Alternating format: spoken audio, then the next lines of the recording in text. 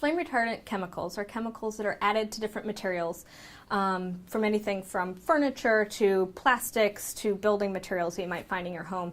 And they're meant to be in those products to try to stop or retard the flames, essentially.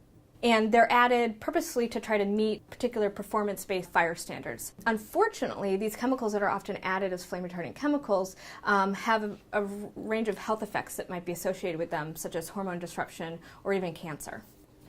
At Silent Spring, we've been studying flame retardant chemicals for over 10 years. We first started studying them in the Cape Cod household exposure study, where we measured a certain type of chemical called polybrominated diphenyl ethers, those PBDEs that people hear about.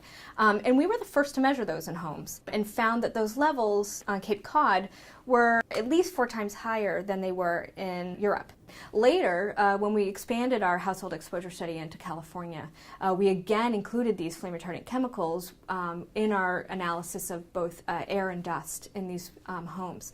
And when we looked at those data, we found that the levels were even higher than we had seen before. So we kind of dug in a little bit further in looking at kind of national biomonitoring data. We found that in fact Californians also had higher levels of these flame retardants in their bodies.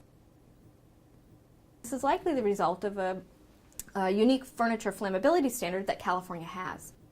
So about 5 years later, so in 2011, we went back to several of the homes that we had originally studied in California to try to understand if these flame retardant levels were still as high as we'd seen before, and to see what the changes might have been over time, especially since there had been some kind of phasing out of particular chemicals. So we wanted to see what kind of the evolution of the flame retardant chemicals was in these California homes.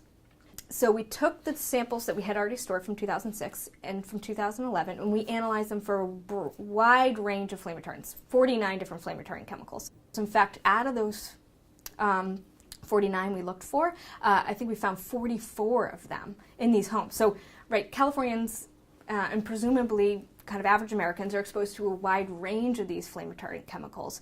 And a particular finding that was worrisome is that when we compared these levels that we found in household dust to available health guidelines, we found several exceedances.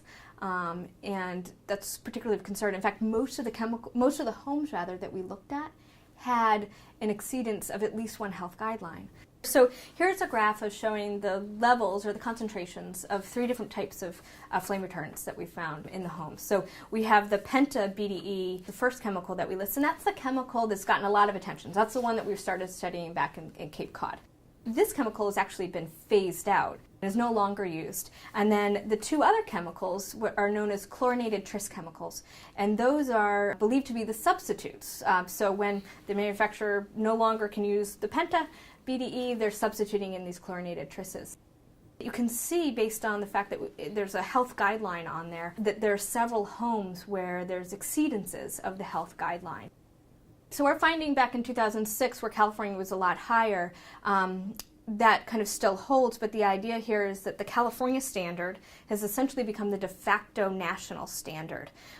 In that, manufacturers aren't going to reformulate their couch for California. We could, in Massachusetts here, we could buy that same couch. So back in the summer of 2012, the governor of California came out and said that they were going to revise their standard. The new standard actually changes the way in which the flammability testing is done in such a way that, and this is written in the standard, the new standard, is that it will reduce the reliance on flame retardant chemicals in these products.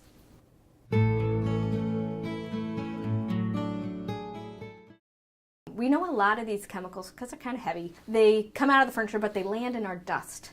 And so if we can reduce the levels in dust by vacuuming with a vacuum with a HEPA filter which captures the dust efficiently, wiping surfaces down that might be dusty with a wet cloth, if we can reduce the dust levels in our home, we can reduce our exposure to these chemicals.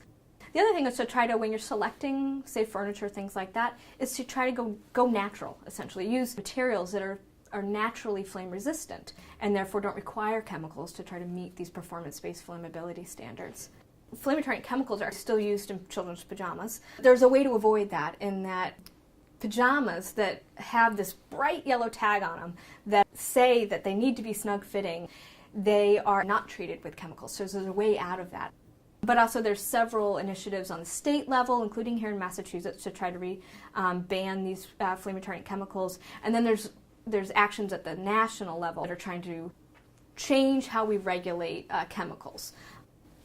Massachusetts Breast Cancer Coalition is an organization dedicated to preventing environmental causes of breast cancer through community education, research advocacy, and changes to public policy. For more information, please visit nbcc.org or silencespring.org. Thank you.